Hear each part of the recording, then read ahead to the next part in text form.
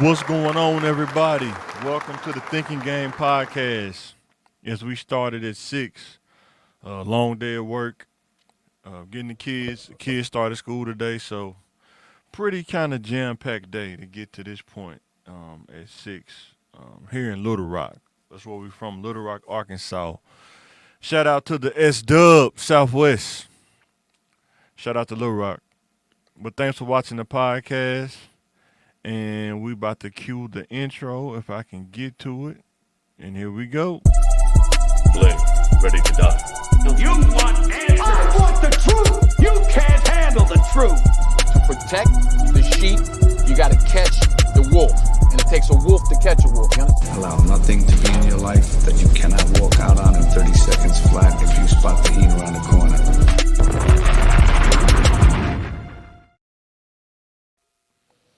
Thank you for tuning in to the Thinking Game Podcast, where we make podcasts to give back to the youth and try to educate them about making life decisions and that life can be a thinking game. The better decisions you make, the better you can play the game.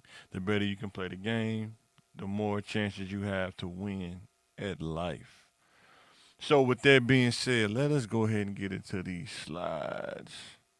Say this podcast is to give insights to the young and middle-aged adults. We are in no way judging or saying a person is right or wrong. We are simply measuring and analyzing choices and decisions as a learning tool. Look at this podcast as insight on how to navigate life, the corporate world, and self-improvement. Self-improvement is one of the most important things as an adult. If you don't manage yourself, if you don't hold yourself accountable, it's going to be very hard to improve. We are simply having a discussion on the topics that inner city people deal with and how they can overcome obstacles. We are trying to bring awareness and invoke conversation. We are not in the business of being right. Sometimes in life, it's not about being right or wrong. It's about making sense, using common sense, and sometimes that's what you need more than being right or wrong. So with that being said, let's get into our first topic.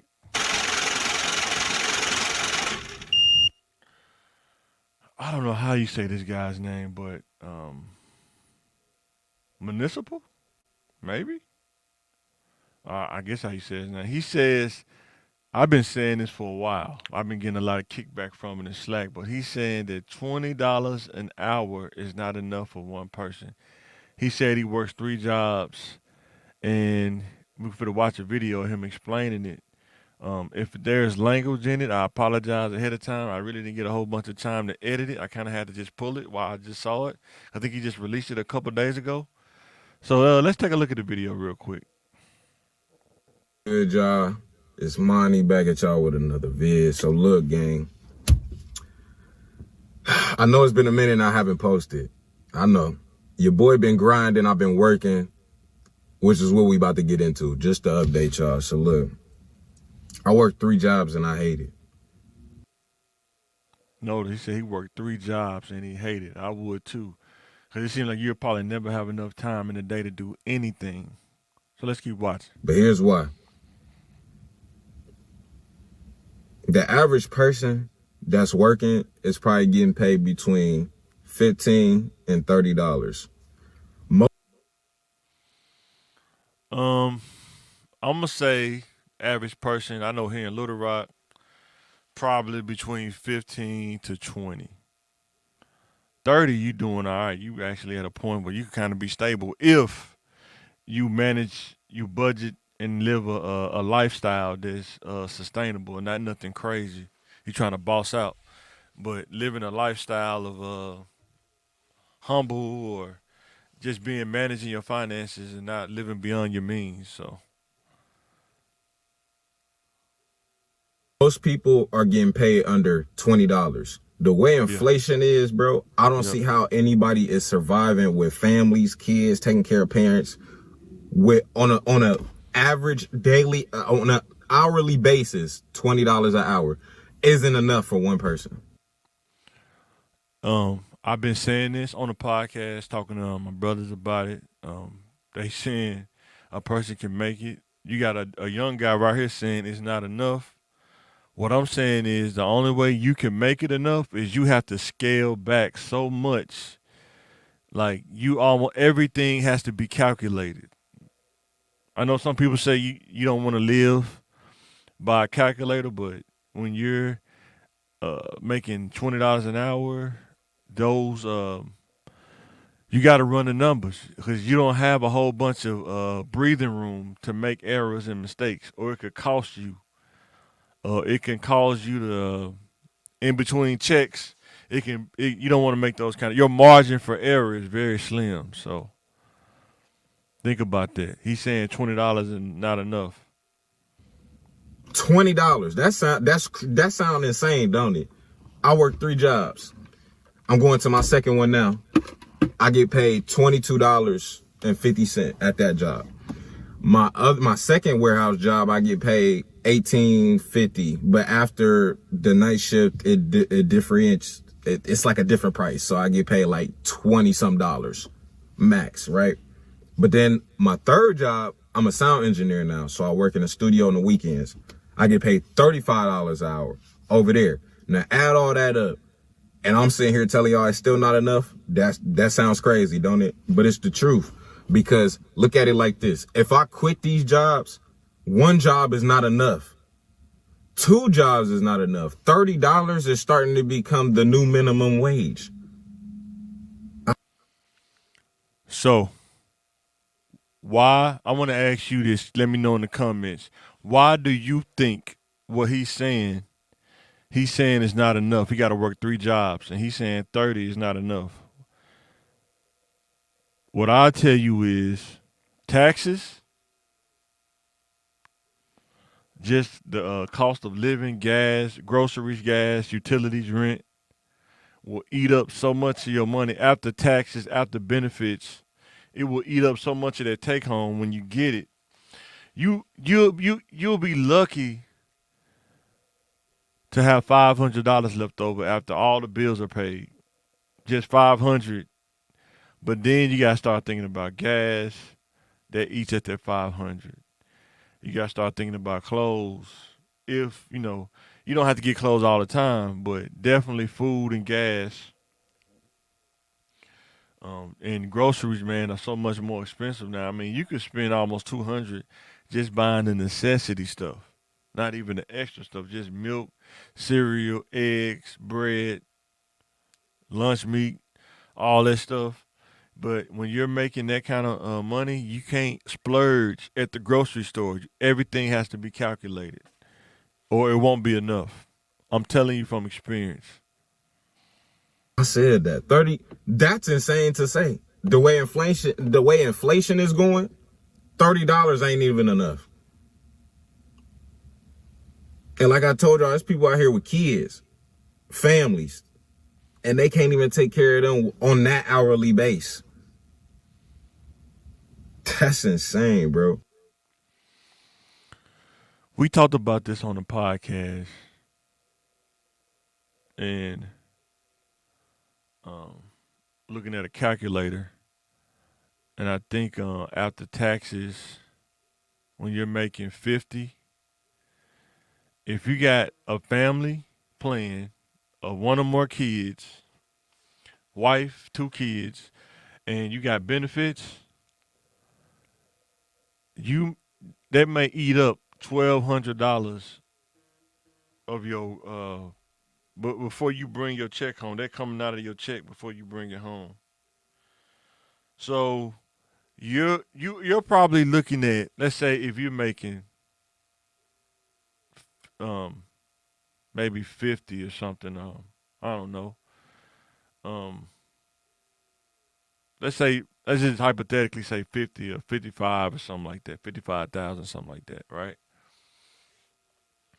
After taxes, after benefits, if you do 401k, all that good stuff, flexible spending and all that good stuff, you you're doing okay if you bring it home probably 1,100 after all that's coming out. That's an estimate, like 1,100. So as an adult with kids, I would love some adults to let these young people know, how much does $1,100 go? How fast does it go when you get it to pay bills? You start paying your bills. You start going to the website, lights, gas, water. If you got a car note, you got to pay that. Mortgage, you got to pay that. A rent, you got to pay that. You can eat through $1,100 so fast as an adult. And I'm not even talking about splurging. I'm just talking about paying bills, paying for the car, and then don't let the extra stuff pop up. Car need brakes. Kids need some more clothes because they're growing, so their shoes get smaller. All that stuff can affect the detail stuff. That's the kind of stuff, man, that don't get talked about a lot. It's the detail stuff around being an adult. And then you want to have a family. Now you add more details that you gotta attend to as a man, or if you're a husband, as a leader of the house. You gotta attend to the details more details to attend to. So let's keep watching. But I understand that I have to work all these jobs to get to my destination because I know I want to be my own boss. That's why I got to stack this money. You got to get it how you can get it, bro. I've been telling my cousins to sacrifice the summer, come up with a game plan, and lock in, bro. Lock in and get to your destination. Man, I'm trying to get there now. I understand. Keep looking at that destination. Keep having that hunger in you. That's going to fuel you. You feel me? The game plan might fail, but don't change the destination because your game plan failed. Keep the destination in mind, change the game plan, and reroute the game plan to get to the destination. You feel me? So, shout out to I think his name is Municipal. I think that's his name. Shout out to him, man, for making this video, man, and saying that he think that it's not enough. Man, shout out to him for making this video. So my next question is, what is a strategy that you can recommend to him or anybody in this situation that could help him elevate more efficiently? What are some of the things? Let me know in the comments what you think. What are some of the things that you can ask and help him elevate and level up? Let me know in the comments what you think. What I will say is, but I don't know how old this young brother is. Um, and I would say explore all the options. I know he said he's doing sound engineering. I know he said he works at a factory. So we're gonna move over to this next slide. And this is why I wanna when I say recommend, like let's think about the visual age range, right? Understanding how to maximize your time in your youth years. Let's say you got 18 to 25, 25 to 35, 35 to 45. Oh, sorry, I didn't know it was so dark. 35 to 45, 45 to 55, and 55 and up. What I'm telling you to my young people,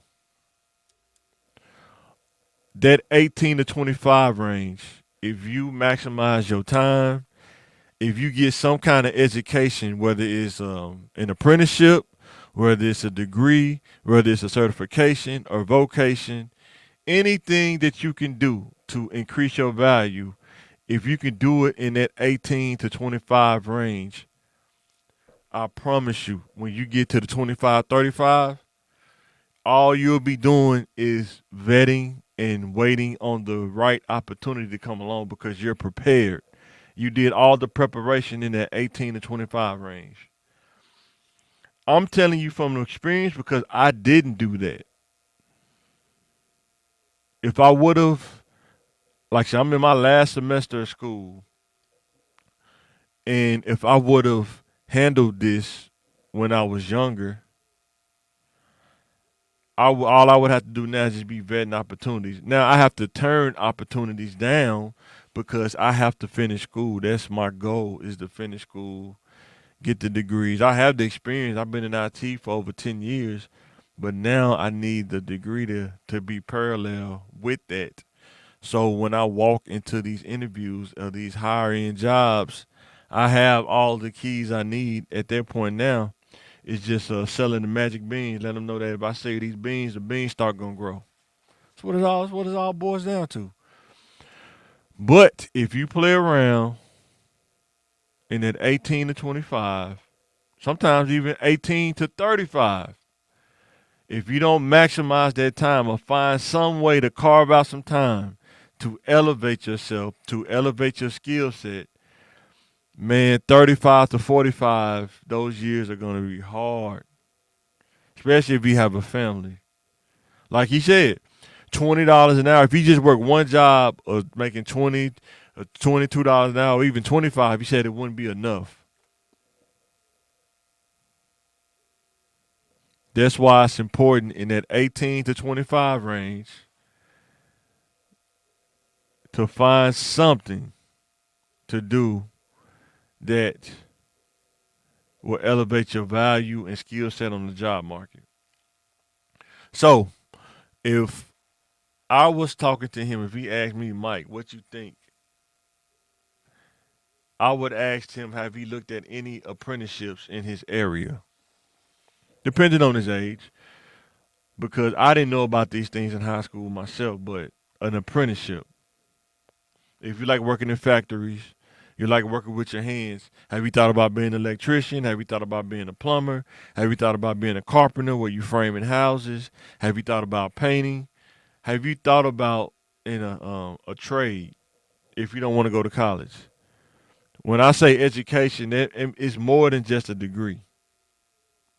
So with an apprenticeship, they pay you while you work for them and you're learning the trade at the same time. You have to get a certain amount of hours.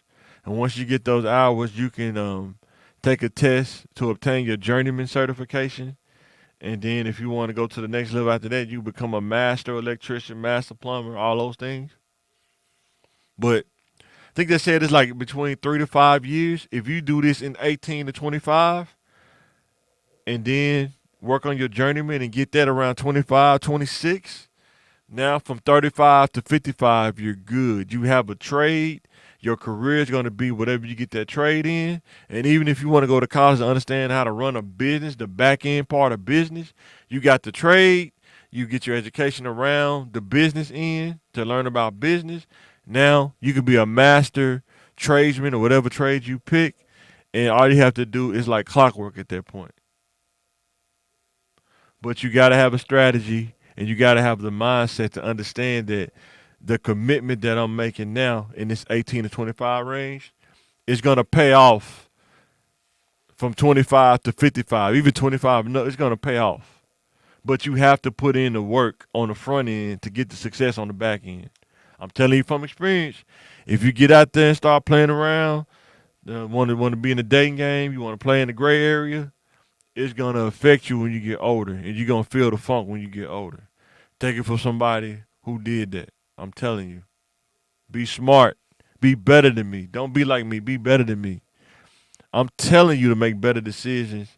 And when you say that sound tough, you know what's tough? It's getting older in that 45, 45 to 55 and realize that you're not in position to retire. You're not in position to stop working. And then it gets even tougher when you're working a job that's based on physical attributes and your physical attributes are starting to fade as you get older. Nobody stays a cyborg. Only few people are like that. So don't get caught up in this social media stuff. Be smart, make good decisions, and continue to ball out. Next topic. Pick one. Puppet Master or Chucky? Who you picking? Puppet Master or Chucky?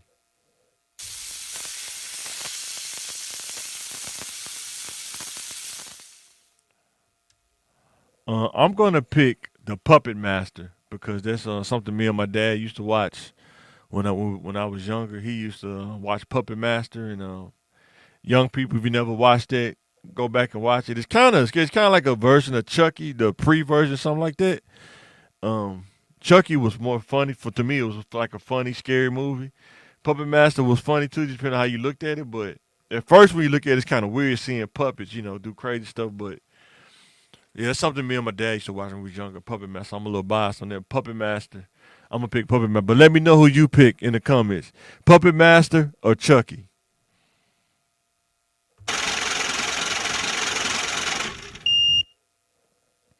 All right. This is a slide that I call the gray area insight. Blade, ready to die. What are some of the risks of being in the gray area? Let me know in the comments. What are some of the risks of being in the gray area? Some of the risk is there is no right or wrong. There is no fair. There's no such thing as fair. It's all about survival. It's all about understanding what your advantages are and what your disadvantages are. It's all about trying to avoid major troubles. You're really trying to avoid mistakes because some places in the gray area you can't make mistakes at. You got to be smart about what you're doing. And then dealing with people in that gray area, it can either make you mentally strong or it can affect your mental health because you're expecting things to be one way, but in the gray area, there are many ways things can happen. Kind of like the multiverse. There is no one way. There is the person you expect to be nice may be mean. The person who you look up to in the gray area may be a totally different person. And these kind of things, in my opinion, affect a lot of people's mental health because you go into it with the best intentions, but when things are gray, it makes you almost colorblind, and you don't even know what black and white is anymore. It's just it's almost like everything's blending. It's crazy. So if you can avoid being in the gray area, and I will say this, and I know people ain't gonna like it. I think that's why it's important to learn about life in your spiritual education so you can avoid getting in some of these gray areas. Spiritual education is very important. Don't sleep on it. A lot of times, if you educate yourself spiritually, a lot of times you can see or deal with things in the gray area because sometimes you can't control whether you in it or not, but you have to be able to manage your mental space, manage your health. You got to be able to manage your decision making. You got to be able to manage all of those things in your thoughts. If you happen to just be in the gray area without trying to get in that area. But in life, the gray area it can make or break a lot of people, and you will not come out the same. The longer you in there, the more it's gonna affect you, good or bad, most of the time. And even if it's good, you may come out calloused. When you get back into the black or white, you may come out callous. So please be careful, my young people, playing around in that gray area because it ain't for everybody. And like I say, everybody don't come back. Some people, they get stuck in the gray area. Some people, they end up dying in the gray area. They never really get back to their mind just can't comprehend how crazy it is in that gray area. Especially when you become an adult. It's like sometimes you get almost thrust into it. You have to be able to be strong enough to will your way back to being normal, getting out of the gray area. You got to will your way back and try to get back to a place of a healthy environment. I guess that's what I'm trying to say. So yes, there are risks about being in the gray area. So is there a way to avoid the gray area? There's ways. That's why I'm saying it's important to learn, the spiritual, read the Bible for yourself. understand the Bible for yourself and understand that there's nothing new under the sun. A lot of the scenarios in life, if you really pay attention and have awareness, they are in the Bible. You just have to read it for yourself. And discernment that you get from God will definitely help you avoid most of uh, accidentally exposing yourself to being in the gray area. Some things you can't control, you're gonna be exposed to it. But when you start understanding that you can control a lot of the things around you and what you get yourself into, you can see it before you get there. Like, you know what, it's a little gray over there. I don't want to go over there. I'm good. So learn as much as you can. Understand that some things you don't need to get into, and accountability always can help you if you need to not go there, get in that area, because a lot of times people be in the gray area too long, they don't want to be accountable for things that they do. I had to learn that. As an individual, you have to learn how to be accountable for what you do. Be accountable for decisions that you make. Whether another person's involved or not, you're still accountable for your part in the situation or circumstance. Whether it's black, white, or gray. But it's the gray area stuff that's crazy. The stuff that if you're not mentally strong enough, it can break you. You may not even be able to recover from it. So please be careful out there. And it said my last slide on this is some people will try to hold these items over your head. They will. Stuff you do in the gray area, you're trying to survive. You may do some things that most people may not like, but guess what? Some people don't understand what it takes to survive in the gray area. They don't. Some people don't. And you may have done some things that may not be, what am I saying, accepted by society or accepted by people because you had to do that to survive in the gray area. But don't allow somebody to hold your past over your head. It can only embarrass you if you let it embarrass you. Am I saying to keep doing it? Nope. What I'm saying is if you forgive yourself, repent, ask God to forgive you and forgive yourself, you can get up and turn and go in a different direction. Let it go. Keep it or let it stay in the past behind you and keep going forward. And don't let people hold your past over your head. Like I said, I made many mistakes. The best thing you can do is improve and outlive your mistakes. The best thing you can do. If somebody try to hold your head or hold something, your past over you, just outlive it. That's the best way to trump that, is to outlive your mistakes. Because sometimes, I'll say this, sometimes it's those mistakes that you make in the gray area, in those trials and tribulations, that propel you to greater things in life. Because some people who've never made a mistake, who've always been winning, how do you know what you need to work on if you've never messed up? Most time if you're always winning, you kind of can get the big head and you feel like it's nothing to work on. But when you make a mistake or you take a loss, you say, okay, how did I get to this point where I took a loss? Okay, I need to work on that. And you're being accountable to yourself, not trying to let somebody else tell you or judge you. You need to judge yourself and be accountable. So with that being said, the hot question. Hear that sizzle? You feel that sizzle? The pretty privilege card. The pretty privilege card.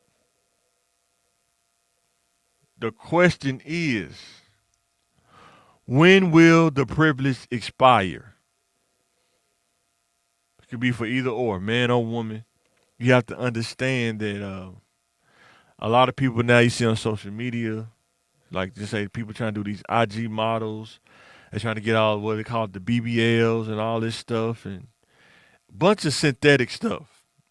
A lot of people they trying to get this pretty privilege, trying to cross paths with athletes and rich people, hopefully, or whatever they do. But you got to understand that that pretty privilege has an expiration date. One day you can be the prettiest person, the next day you at the back of the line. Your card has expired. Let me know in the comments, do you understand this? The pretty privilege card. Amber Rose, how long do you think her pretty privilege is going to last for? How much time you think she got left? Think it says she's born in 83. She's 40, 41, because I was born in 83, so 41. How much time do you think she has left? What's her expiration date? And when she hits that expiration date, what do you think is going to happen? A lot of times you see this on social media, people trying to capitalize on their image, or they gravitate to the attention that they get. They feel like they get the privileges of being, I guess, considered, like it's ESPN top 10 or something like that. But let me know what you think. When do you think, or how long do you think she has? Holly Berry, let me know what you think. Do she still have her pretty privilege card, or do you think it's expired? Let me know what you think. It's always business. Never personal. You want answers. I want the truth. You can't handle the truth. She's 57, according to Google. She's 57. She's still out here taking risque pictures and doing things that somebody with young probably would be doing. At one point, most dudes, you gotta be honest, she was probably top 3 on the pretty privilege card. She probably was in top 3. She probably had the most privilege points, But as she got older, this is life. People thinking you judging, but I'm telling you, this is life for men and women. You may be fair, you may have all the attention when you're younger, but as you get older, that attention starts to wane. People start to look elsewhere. Then what? How do you handle that mentally? How do you handle being dudes talking about you? You look on social media, you're the hottest person on social media. Dudes talking about you to now they probably don't even mention you in posts. I'm telling you how life works, and this is messed with people's psyche because it's a false expectation or hope or vain. It only lasts for so long. The privilege only lasts for so long. Nobody has forever pretty privilege unless you share. And share, that probably costs a lot of money to be share. Because Cher looks like a Barbie doll. She has to be in her 70s or something, maybe 80s, but not have a wrinkle. We know that ain't realistic. We know her plastic surgeon. She coming. So let me know in the comments what you think about this segment, the pretty privilege. I'm moving right along to the next topic. So pick one. In Living Color or Saturday Night Live? Who you rolling with? This is easy for me. I'm going with In Living Color because that's what I grew up on. Saturday Night Live is cool, but it wasn't In Living Color. In Living Color was almost like the 92 Dream Team of comedians. Even the comedians that wasn't as funny was still being carried by the heavy hitters. And then, in my opinion, the greatest comedian, he didn't even really showcase himself, Keenan Ivory Wayans. He didn't even really, he did a couple of things here and there, but I think he could have went full tilt, but he featured everybody else. So shout out to Keenan, man, for that. But who you rolling with? I'm going with In Living Color. Let me know in the comments who you rolling with. The hot question.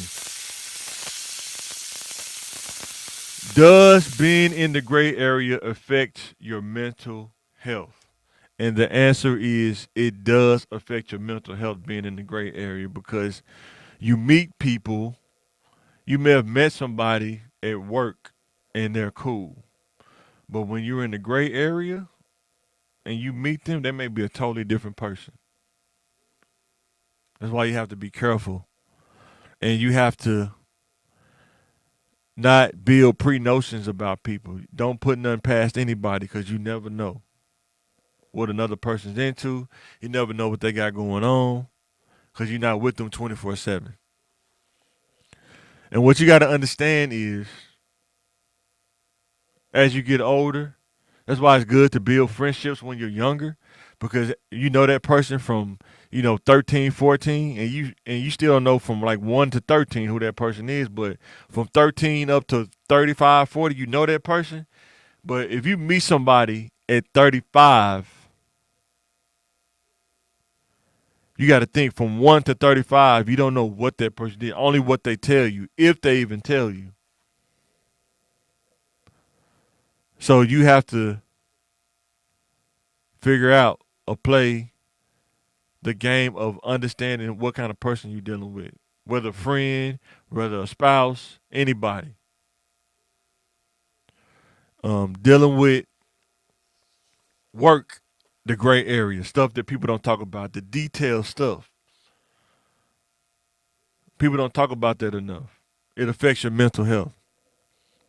Imagine working a job for years and you're making great money and you get older and you're about to retire and you can make one mistake and lose all of that. That will affect your mental health because when you're working these jobs, you can mess up one time and it's gone just like that. That will affect your mental health. Dealing with people, you have to have a level of security within yourself. Insecurities will eat you alive in the gray area because, like I say, in the gray area, nobody has to be nice to you. Nobody has to treat you right.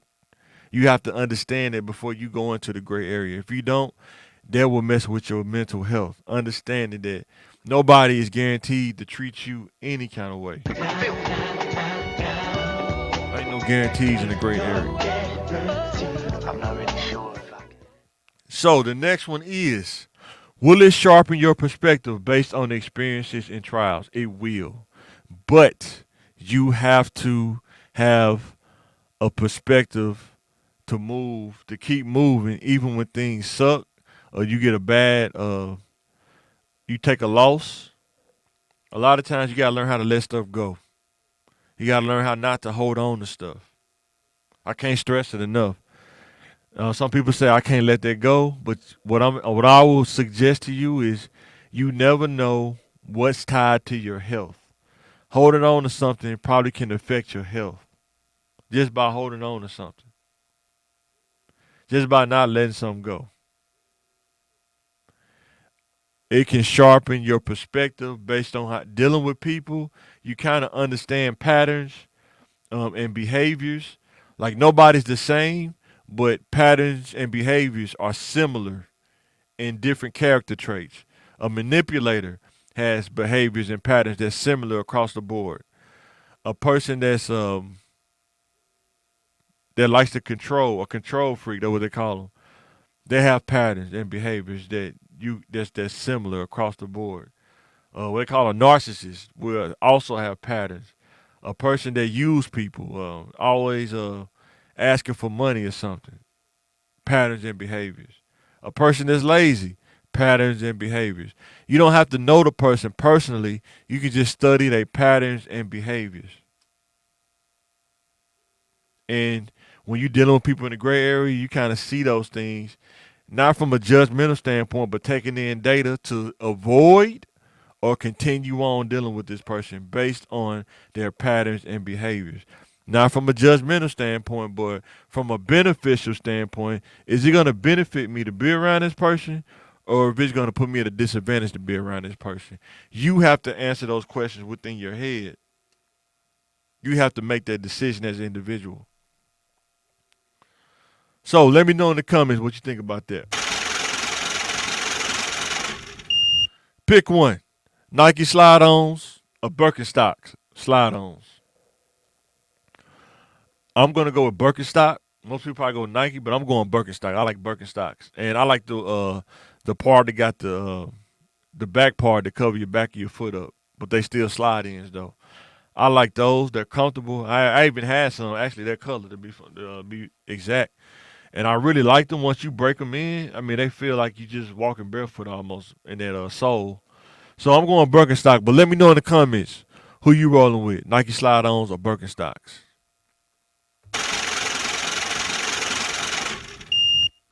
Life lesson: understanding that the more you shine, the more people will hate or try to sabotage your situation. That's what you got to understand as a youth, adult, middle age, even when you get older. The more good you do, the more you improve yourself, there will be a set of people, not all people, but there will be a set of people that will not like what you're doing. They won't even be able to give you a reason, and they will have something to say. Even if you're doing good, that's why, as an individual, you have to know within yourself, the core of you, what you're doing. That's good. Waiting on some people to validate you sometimes, you'll never get it.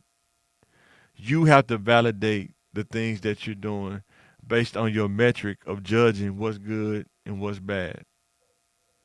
You have to do that. And some people will try to sabotage your situation.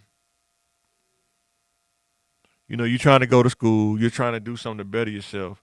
There are some people who will try to pull on you or try to hinder you. That's why you have to be careful who you're around, who you roll with, hinder you from improving for whatever reason. Even they having problems with them improving, or they don't want you to improve. Or some people just naturally they just try to take your time up instead of using their own time. So be careful about who you're around and understand, be aware. Oh, this person trying to sabotage me. What I got going on, I'm at to distance myself. And there's nothing wrong with that. Because at the end of the day, as an individual, you're responsible for where you are at the present time right now. And some people say this is a hard way of looking at it, but I had to learn this. You are where you are because of your thoughts and your choices from when you were younger. You are where you are today based on your decisions and choices that you made in the past. Whether you want to believe it or not, it makes so much sense. If a person receives hate, does it mean, hey, they are doing something right? Sometimes that's how you know if you're doing something right. When people are paying attention to what you're doing and they got little side remarks, that lets me know I'm doing something right. I'm like, oh, I must be doing something right. They over there sideline hating. I must be doing something right. Let me keep doing it. And like I said, you also have to have your own individual barometer to know that you're doing something right as well. So keep that in mind as you're going. B, not going along with the crowd. Sometimes when you know you're not with the clique, you don't do what everybody else is doing. It's called the herd mentality. Sometimes you get a little slack for that. But like I said, if you're doing the right thing, you know that you're elevating yourself. You know that you're increasing your value. Sometimes when you're increasing your value, the crowd doesn't do those same things. Look at most of the successful people. I'm talking about real successful, not social media successful. I'm talking about the real successful people. Most of them, they may not be loners, but they really close because they're so driven. Most people are not driven like that, and it kind of because they're driven and consistent. Sometimes they can drive a wedge between people because people that's in the herd mentality, they don't like being consistent, or they're consistent at things that's only convenient for them. But being consistent at things that helps you level up, being consistent at challenging things, most people don't want to do that. But if you like doing it, that could put a gulf between you and people who don't like doing it. So you have to be mindful of those things. And C, sometimes there is no reason. Some people just like to hate. That's for real. That's life. Some people just live. They just live to hate on another person. They love it. I mean, and then saying it from a humble standpoint, have everybody hated on somebody at some point in their life? I'm pretty sure everybody has. It's just you as you try to minimize it as you get older. When you start understanding things from a different level, you start minimizing the hate. It's like it ain't even worth it. I don't have time to think about another person. When you understand that as an individual, you're responsible for your work and things that you do, you don't have time thinking about another person. But that's just my take. Let me know what you think about that. Pick one: Chick-fil-A sauce or Wendy's honey mustard. Who you picking? Chick-fil-A sauce or Wendy's honey mustard? They was just tough because I like both, but I'm gonna go with Chick-fil-A sauce because you can put Chick-fil-A sauce on just about anything. And when I was younger, I used to eat ranch a lot, but I think it's my palate switched to Chick-fil-A sauce. I don't eat ranch like I used to. You can put Chick-fil-A sauce on a salad. You can put it on fries. You can put it on nuggets. You can put it on a sandwich. I've even put Chick-fil-A sauce on a Big Mac. Shout out to Chick-fil-A. Let me know in the comments who you picking. Wendy's, honey mustard, or Chick-fil-A sauce. Corporate lesson. How long does a person stay at a position or company if they do not receive a raise? It's a tricky question. And it's definitely a sizzling question, right? Here in Little Rock, there are some companies, there are some corporations or entities that when you work for them, they put you in a salary range and you start off at the starting salary range or entry level and you don't get a raise. The only thing you may get is a bonus every year, but even they take taxes out of that, but you don't get a raise. They may give you $1,000 every June or something like that. You know, what they call a merit bonus, but your actual pay doesn't increase. And I gotta ask you this: how many years can you work at the same salary and then start feeling the effects of not getting a raise? That's something to think about. Think about that. So it depends on the person, you know, depending on what field you're in. I know a lot of times when you look on LinkedIn, you looked at a lot of people, maybe 4 or 5 years at the max, and then you're looking at some other things. And that's why I say education is very important because you may not get a raise at the job, but somebody may come recruit you because you got everything they're looking for and they know you got the experience. Now they can just offer you more money. But if you're not ready, it's hard to not leave a job if you got the job without having those things to fall back on. It become they call it golden handcuffs sometimes. You get in a position because you've been there or you networked your way up, but you didn't get the degree. So if you was to leave and go somewhere else, you may not get that same position or better because you don't have the education. So now you kind of stuck at the company because they gave you the opportunity that you may not otherwise get based on the circumstances or you know what you have as far as your credentials are concerned. So think about that, man. What you always good to have a strategy. It's always good to be aware of what's going on. So the next one is what does this say about a company if they do not increase employees' pay after a long period of time? This is a two-sided coin kind of perspective. Because if you look at it from a worker perspective, you're gonna say they don't value me. They don't care about my existence here. They just look at me as a gear that's turning the machine. And then on the other side of the coin is the company business model. Do their business model allow for different levels of employees to get a certain amount of money? And then there's the gray area, right? The gray area. Because some people know the right people know the right people or got they plugged in, they get more money than the average person because they're plugged in. You know, they know the CEO or the CFO is their auntie, or that's the gray area stuff. And a lot of people complain about that until it benefits them. So it's definitely a two-sided coin. You got to understand how business works as well.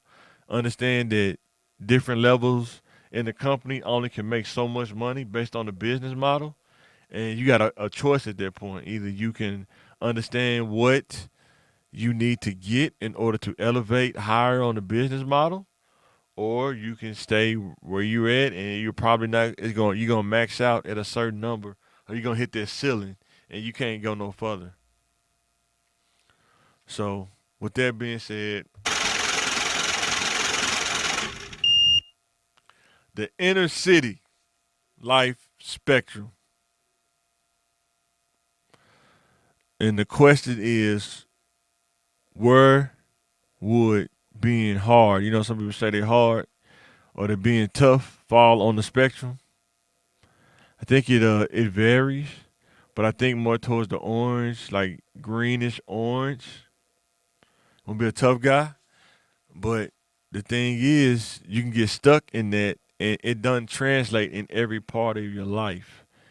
Being a super tough guy, because dealing with certain people, you might not have to use that level on the spectrum to deal with all of your problems. But you got to have sense enough to know that it's okay not to fear anything, but you got to have common sense to know when to act on it, on the no fear. Because, like I say, I wouldn't wish jail on anybody. I wouldn't wish the legal system on anybody. But don't ever let crime be an option, if at all possible. Don't ever let crime be an option. Because if crime becomes an option, now you got to think about, if I take this option, what is coming down the pipe when I take this option? So think about that. Think about the spectrum: civilian or streets. Where do you fall at? Civilian or streets? I'm a square. I'm not a street dude. I'm a civilian. Didn't want to get involved in the streets. Streets is rough, man. It's a rough place. There's no longevity. Um, the streets don't love you back. Streets can hurt you just like that. One minute you can be revered, the next minute you could be the most hated. One minute, you could be celebrated, the next minute you could be killed. The streets is a tricky place. And if you're not ready for that, I would tell you don't do it. Because there is a lot of gray area in the streets. There are people think there are rules. There is not a lot of rules. Sometimes people use rules to hold you down and keep you in the box, but they're not following those same rules. That's called gray area stuff right there. So with that being said, who you picking? Castaway or The Gray with Liam Neeson, or Castaway with Tom Hanks? I'm going Castaway. I mean, Wilson, he did that whole movie pretty much, what, 80% of that movie was him on the island doing it by himself. That is not easy to do, guys. To isolate yourself. Do something isolated. Not easy to do. The Gray was good too. He was it was winter. He was in the wilderness. But Castaway was just a whole nother level. Whole nother level. And that being said, let me know who you got in the comments. Who you picking?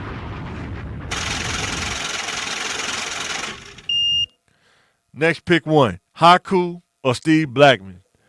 Both of these dudes are crazy in their own right. A lot of people say Steve Blackman probably was one of the dudes you didn't want to mess with, and also Haku. If I had to pick one, I'm going Haku. If you ever on YouTube, go look up I think it was Stevie Ray. He was talking about how Haku was in a bar, and had to do it in a token death group in real life at a bar. And they said Haku was bad, man. He'll fight anybody. In real life, he'll fight you too. He wasn't no joke. And Steve Blackman was cold too, because he was a martial artist. pretty crazy dude. He was real. Seemed like he was real quiet. He didn't do a lot of talking. But Haku, man, dude was crazy too. But that token death grip, man, was crazy. Just grab you and grip you, man. That's crazy. But let me know who you got in the comments.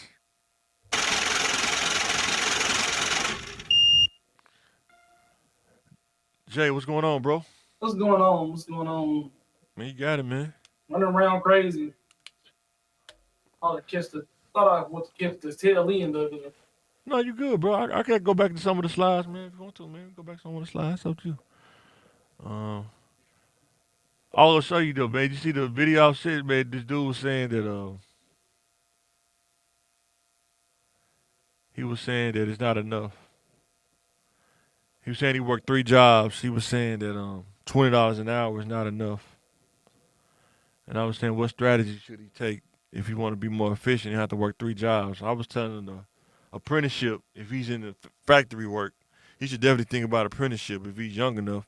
I don't know how old he is, but it's on YouTube. I think he released it like a couple days ago. Yeah, I mean, it's like, and I think we always talk about, how being young is an opportunity to go to school and better yourself, get new skills, and then increasing your marketability, your skill set. You know what I mean? Yeah. There's no age limit to that, but it's better, more efficient to do it younger, and it'll, you'll get the best value out of it. Because when you're an adult, like when you're older, you know what I mean, to go to school, you got to stop making money to go to school. You know what I mean? Yeah. Or you forget a lot of things. And in apprenticeship, in an apprenticeship, they pay you to work while you learn, though. Yeah, so I mean, that's a win-win in that situation. Yeah. But with school and things like that, a lot of times we're not the best students. You get older, you know what I mean. So you need that time that you would be working. You can work and go to school, but you need that time to kind of really study because you're not as crisper as a student. And growing up in our time, you know what I mean, like $20 an hour, you were rich. That's a dream wage, you know what I mean. But now that's almost paycheck to paycheck. Man. With regular stuff. I mean, you're not balling with that. This is regular stuff you're supposed to have as an adult, and you can barely afford that. You know what I mean? And guess what? I mean, it's still, some people still aspire to make $20 an hour because it's still a good goal, but you really don't have much with that. And like this brother said, 3 jobs, so you got to put at least 1 or 2 of those jobs. That effort that you putting into those jobs and to getting skills, raising your earning potential. I'm sorry, I can't talk today, but so. And that's what I was saying. That 18 to 25 range, if you can maximize that time. A lot of times you don't realize you have a lot of dead time. I know I did. I had a lot of dead time in the 18 after outside of work and stuff. Well, if you could just carve some of that time. I think it's not really age. Most of the time, when you're that young, you do have the time, but it's the responsibilities that come with getting older. You know what I mean? Having kids, having a family. And some people are more willing to, like your parents, will let you sleep on the couch at 18, 21, 22. You know what I mean? But it's kind of hard to see 25, 28, 27 still kind of staying on your mom's couch or in the back room or in the basement. You know what I mean? People, the hands start getting short. The alligator arms kind of come out. You know what I mean? When people lending you a helping hand, the older you get. So, that's why you have that kind of dead time in there. Yeah. And I think like what I was saying, if you maximize that time when you get in the 30s, now you just vetting opportunities. Because I know I didn't do it. I just worked jobs and. Even when we was working at St. Vincent, people used to tell me all the time, man, you should go to school. Man, you should go to school. And I should be like, I don't want to do that. I don't want to do that. But I mean, it's like you can't make somebody realize something or see this. You know what I mean? Yeah. And another, it seems like it's more hours in a day back when you're younger, but you didn't require as much sleep. You had so much more energy and things like that, but your mindset really isn't there. And going to school is like, man, should I do this and that? Because you still want to make money. You know what I mean? You still want to work. You still want to. So you think you hustling. You know what I mean? Yeah. Like you get 2 jobs, an extra job, an extra shift, and that's not the hustling you need to be doing. One of them, hustle for now. That's your job. I mean, when you're 18, hustle for now. That's your job. That's your money in your pocket. That's your fun and stuff like that. That's the money you use to buy your clothes and have fun with. But you got to have that future hustle. That school, the school is going to get, that's their future hustling. So you're hustling for the now and you're hustling for the future. So like a lot of times getting a paycheck just pays you for now. You know what I mean? School don't pay you now. Matter of fact, it costs now, but it pays you later. Yeah. So man, who you got? Pick one. Puppet Master or Chucky? I love Chucky. Chucky's a complete movie, very entertaining. But I love those characters, especially when I was a kid. It was a little off-brand, but I love my dad used to watch Puppet Master. Yeah, mine too. You know what I mean? So, you know what I mean? You have to do with the sweater, the hood the cashmere sweater with the piece one glove. So you know what I mean? That just sticks in my memory, holds a sentimental value to me. So I'm definitely going Puppet Masters, you know what I mean? They didn't talk, you know what I mean? And they weren't necessarily scary, you know what I mean? Matter of fact, they were kind of the good guys, but nah, that one with the leeches was scary. It was creepy, you know what I mean? Yeah, 100%. Some kids get fetishes now, they don't know where they came from, but so yeah. This is why I really was important on the gray area insight. And I say, what are some of the risks of being in the gray area? If you could tell a kid that they don't understand when they get older. Well, you in the gray area, right? It's not wrong, it's not right. You don't get the full benefits. Yeah. You don't get the full benefits of each or either one. Like, you know what I mean? You don't get the full benefits of being black or being white, or it's good or bad. You don't get the full benefits about being white because you're just doing this that little part, that sliver of black that makes you gray, kind of disqualifies you from all the benefits of the white or the being right, on being on the right side of things. So it's kind of like a no man's land. You get away with some stuff. It's the double standard, but you get away with some stuff.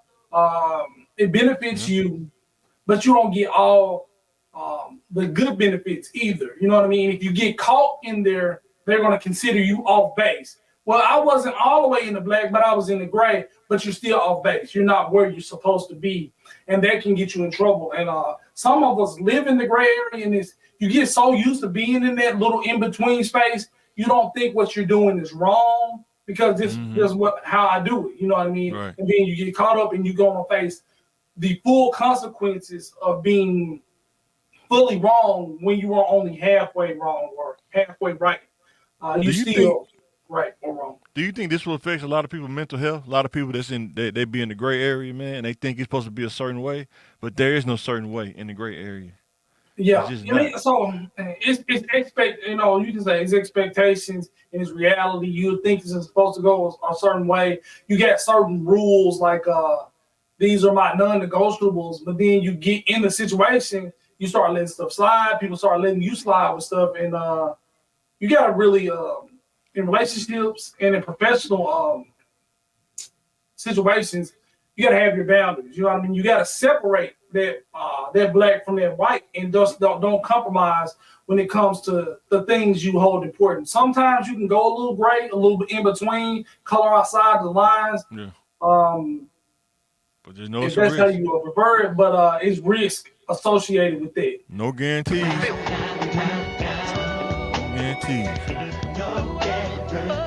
I'm not really sure if I can. Can you see that, bro? Yeah. Talk about this for you. The pretty privilege card. It could be man or woman. I said, but nobody knows when the expiration date is. It can expire at any time. Yep. You go from 100% discount, boy, 90%. Now you're going to get 10%. You know what I mean? Went to, like, I know some girls when we were younger, they can definitely go to the club, no money, no purse, just a dress, maybe they ID, in their bra or something. And they will drink, they will eat, they will get in free and stuff like that. And it's a rude awakening when you come off the bench and it's a couple years later, a couple kids or whatever, life didn't hit you. And then, you know what I mean? The card they expired. not buying those drinks. You got to pay full price to get in the club. And it's just, and it's hard to deal with it, like even physically as a man, you know what I mean? You go out there on a basketball court or a football field, you kind of go out there, you think you the same man you used to be, you know what I mean? You can't dunk, you can't barely do a layup, you're winded. And it's the same thing with pretty privilege. You just can't get them like you used to. Yeah, you go from their football body to their dad bod, you know what I'm saying? Yeah, you know what I mean? So, like even with me, like my chest used to be big, now it's like all in my stomach. So, you didn't get those Ozempic yet? Yeah, you know what I mean? I'm working on trying to get approved, but I don't want to lose my butt. I don't really got too much of a butt back there, so you know what I mean? I got to maybe cake up on my squats, you know what I mean? Double up on them. So, life is technology makes life easy. You know what I mean? I graduated, you know what I mean? Like I went from a bike to a car, you know what I mean? So if the technology allows me to do something, you know what I mean? I think with all the women, take advantage of these modern things. You know what I mean? You can't work out, you can't do this or can't do that, or it's too hard for you. You know what I mean? You make the choices. Like I work out indoors. I go to indoor gym now. You know what I mean? Back in the day, that was unheard of. You know what I mean? So I'm walking on the running on the treadmill in air conditioning. You know what I mean? So. So how long you think Amber Rose got? She like same age as us. How long you think she got for her pretty privilege expire?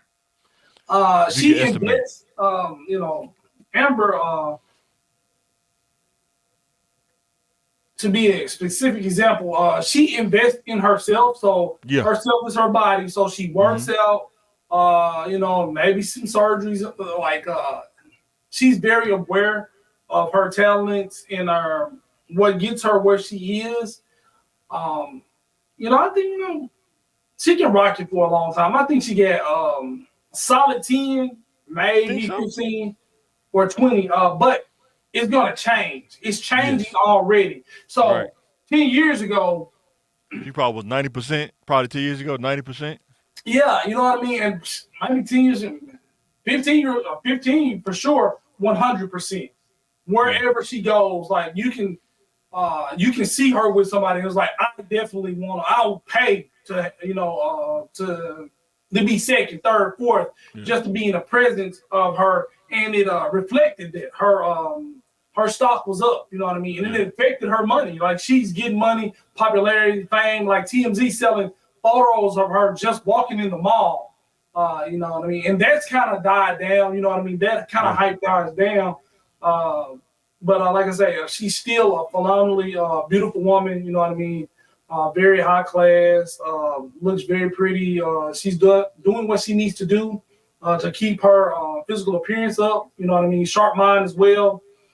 She understands it is a business, and you know what I mean? She's been able to pivot from just a pretty face to her business and things like that. So what does she do as a business?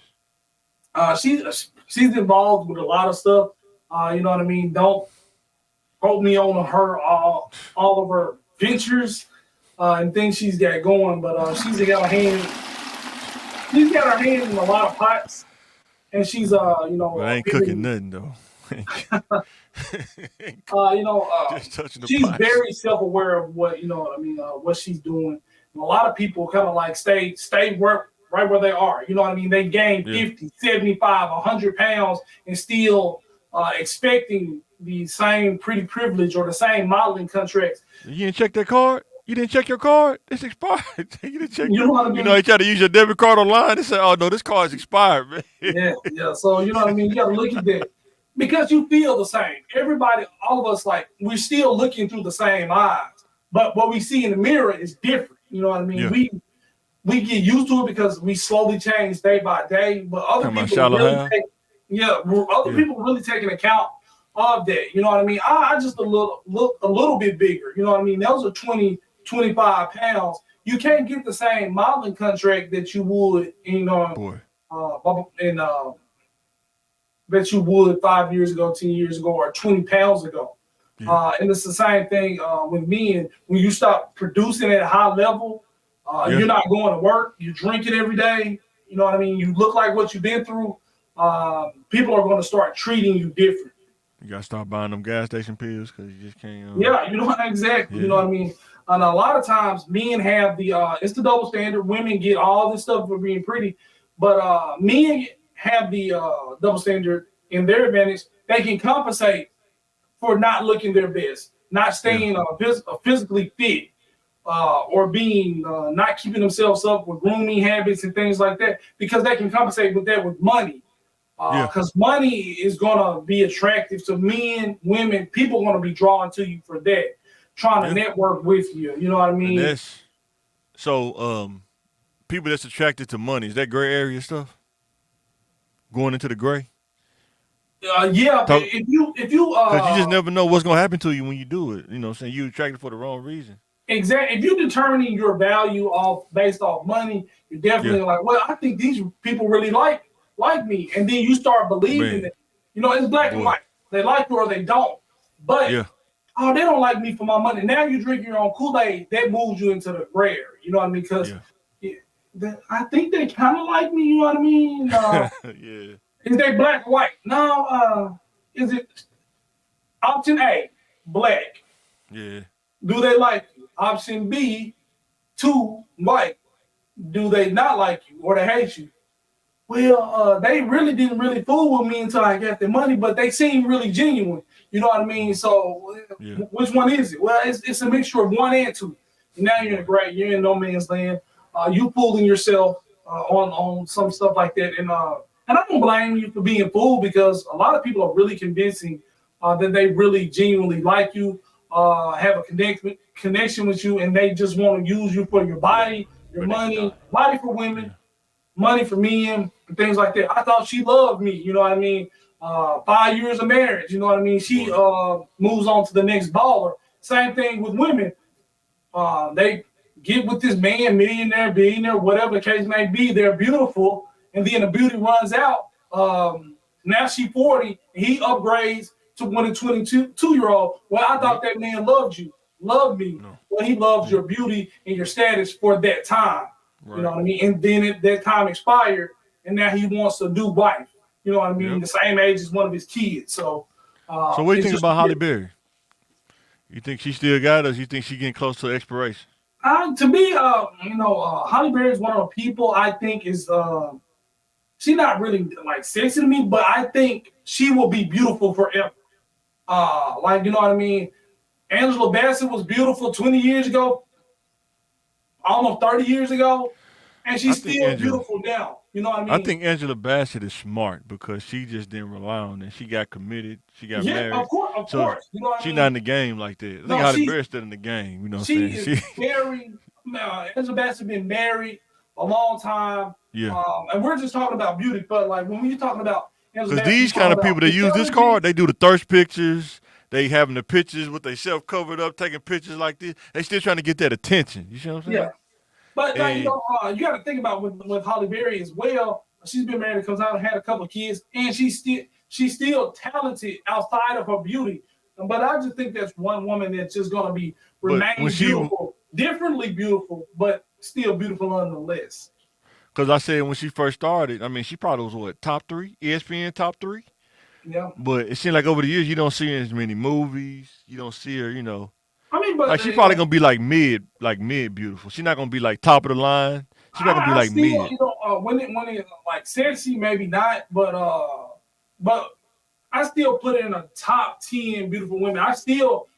She's still. You said top 10, not top 3, but top 10 though. That's what I'm saying. You said top 10, not top 3. Guess what? Nothing's lasts forever. You know what I mean? Exactly. I can't name 10 women more beautiful than her. I can't not. Really, I'm having trouble naming 5. You know what I mean? Now that we just said that, like, what makes her more beautiful? Like, is it because she's on TV all the time and she always highlighted?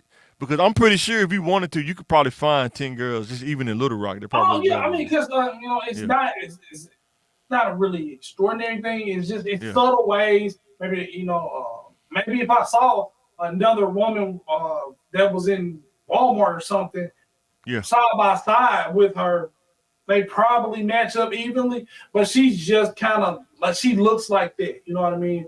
Yeah.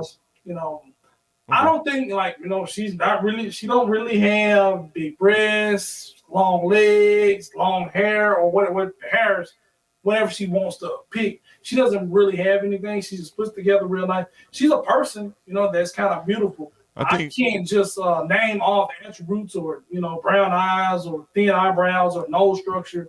I think what happens is this is my opinion. I think what happens is the mindset. Like you're so used to getting the attention. You're so used to being talked about. You're so used to the marketing, I guess. So like kind of like NFL team. You're so used to having the hype.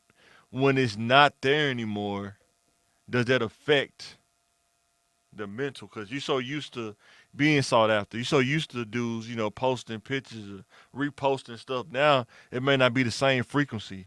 Does that mess with people, man or woman? You know what I'm saying? it definitely messes with people. It definitely does. You see the people who are out for the money, and then you see the people who are out for the fame and popularity.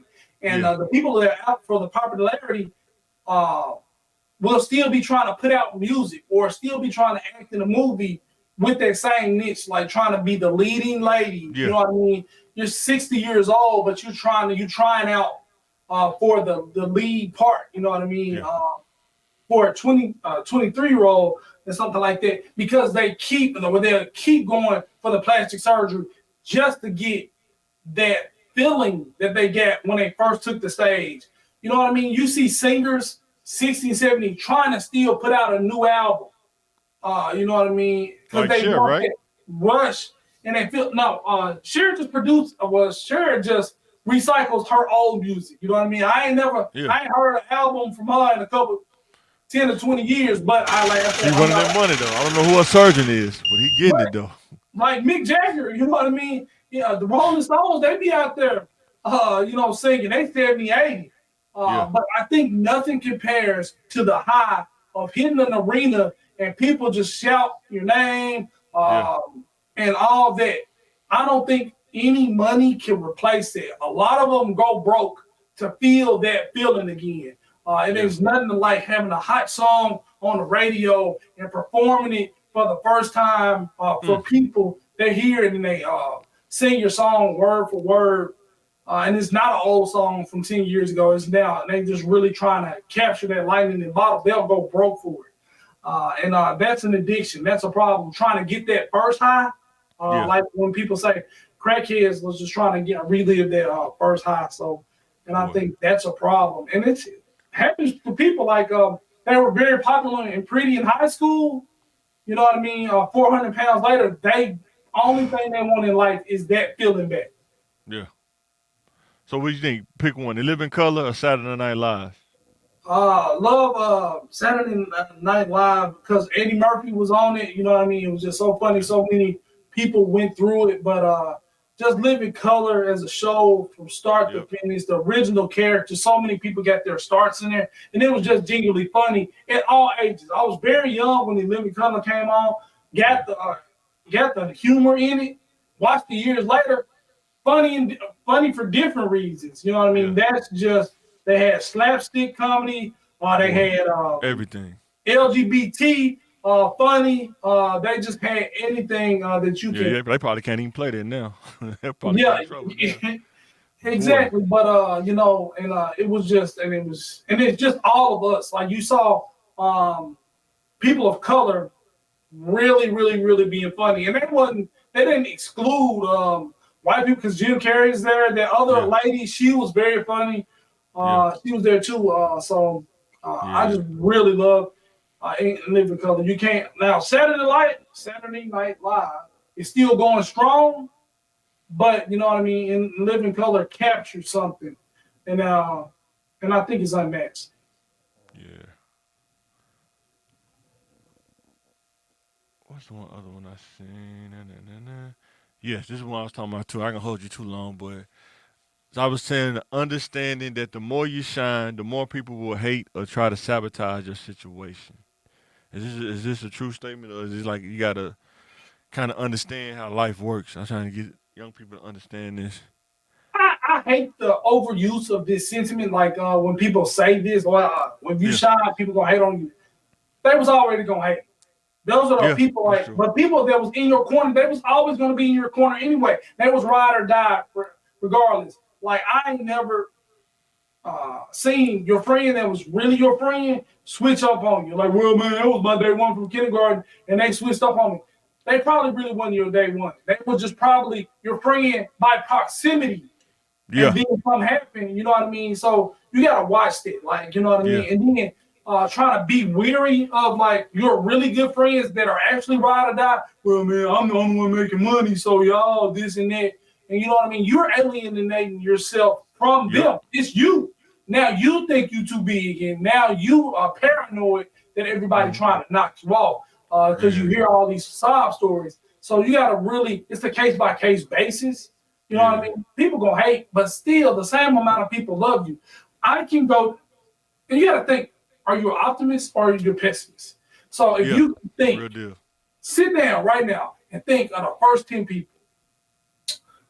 Do 10 out of 10 of these people that you first thought of, are they your enemies? People that woman that's at your job that hates you, that supervisor, that manager, that branch manager, are these the people that come in your head? Or do you think of the 10 people who love you the most that you can't live without?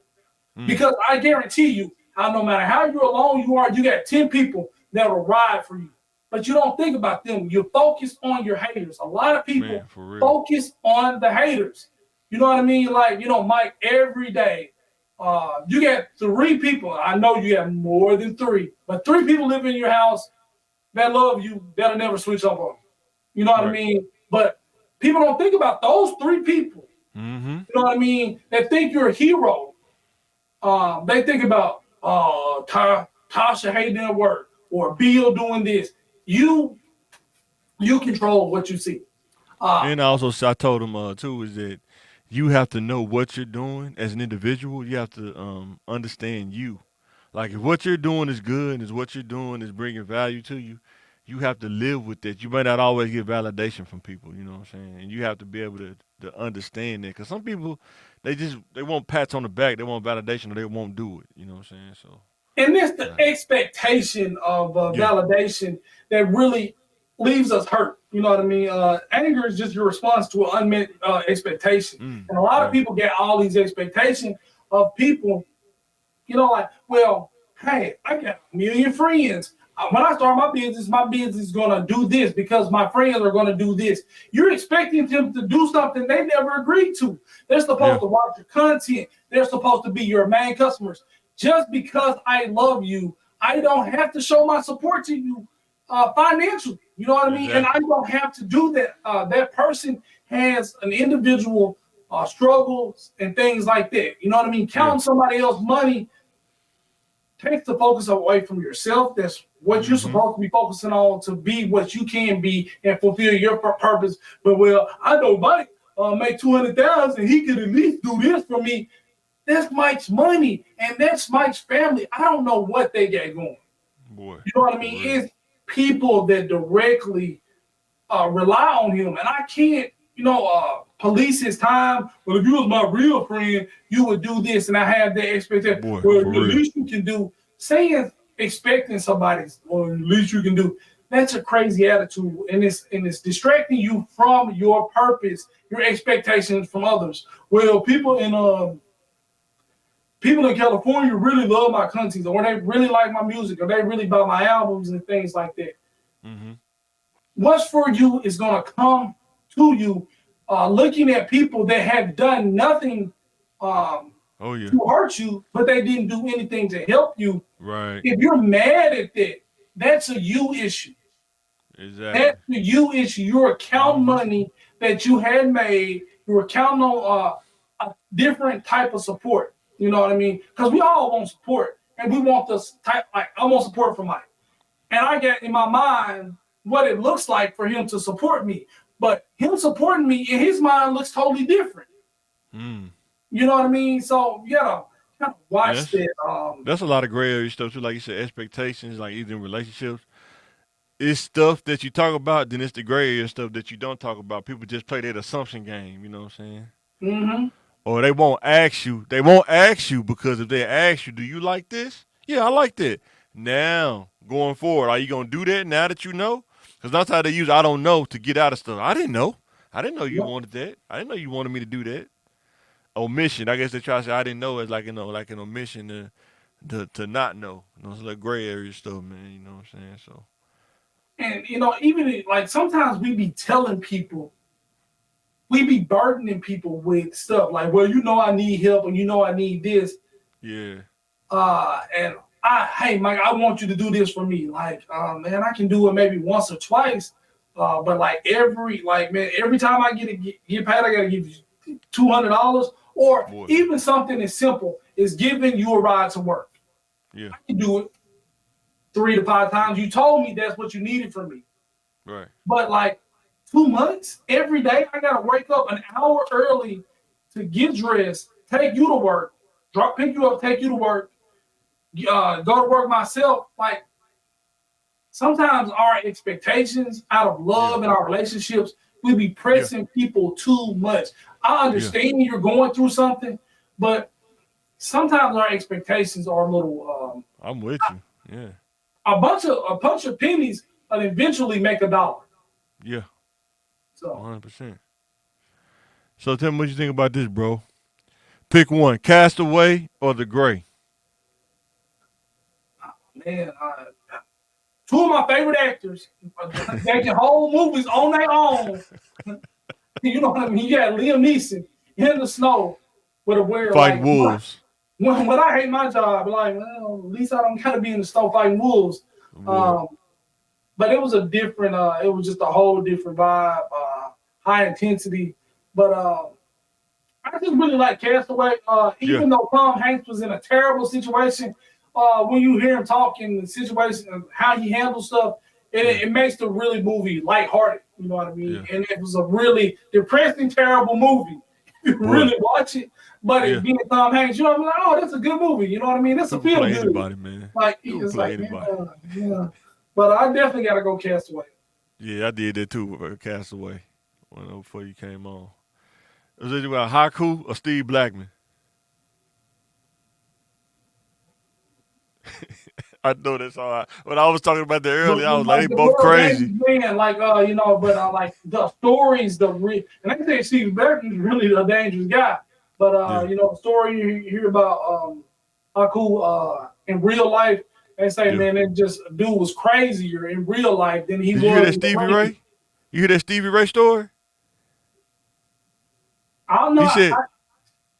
He said he was they was in like Montana or some little state. It was probably like an undercard kind of state. It wasn't the main state that WWF is, so WCW. And he said that he went to the bar because it was right across from the hotel or close by the hotel. He said he walked in, looks over, see a brawl going on. He said he walked over there. He said how cool got this dude in the toga and death grip. He about to pee on himself, doodle on himself. He said he had to get Haku up out of there, man. He gave him to calm down. He was about to kill that dude. I ain't even done just to have somebody like that in real life. Have somebody. I mean, it ain't good. Like, you know what I mean? Like, I had a friend that won't be named. You know what I mean? Just being around dude can get you arrested. You know what I mean? Yeah. He gonna fight. He might fight the police. You know what I mean? Yeah. I was like, man, I can't do that kind of time. Just be with you. You know what I mean? So. But Steve Blackman, they say he was about that life too, though. Yeah. You know what I'm saying? Yeah. I go Haku though. That's why I pick Haku, man, because even Shawn Michaels said they was in Mexico at the airport and they fought the police or something like that. TSA, it was something, but they got to it with him, man. With Haku. Don't worry about it. I got you, brother. Yeah. Oh, I was man, going to work for TSA, but I found out they don't fly for free. I was like, well, I don't think I can do it. Man, I was watching Universal Soldier, clips of that today, man, while I was at work. I forget how crazy that movie was, man, with Dolph Lundgren and John Clark. John Clark, like, man, there's no way he'd be dude. In real life, man, dude's like 3 times the height of Jet Van And guess Dam, man. what? They didn't do full body shots with them side by side the whole movie because they do Heck no. Man, what was that they put in there? Was that like that made them stronger? Was it like a steroid or was it like a bomb and flu? I don't know what that was crazy, but that was a whole like it brought them back to life. That was a super soldier serum. Yeah. You can heal by being in ice, you know what I mean? So yeah, that's pretty crazy. But yeah, man, I'm pretty ready to get up out this thing. Got anything you want to say, bro, before we get up out this no, thing? not really, man. I just wanted to stop in. I know better late than never. But I just wanted to pop my head in. Thanks, guys, for watching. Appreciate everybody for logging on, hitting the like button and subscribe button. I'm going to holler at y'all offline too, Jay, before you get off action. But yeah, guys, we're finna get ready to sign out this thing. We'll catch you later.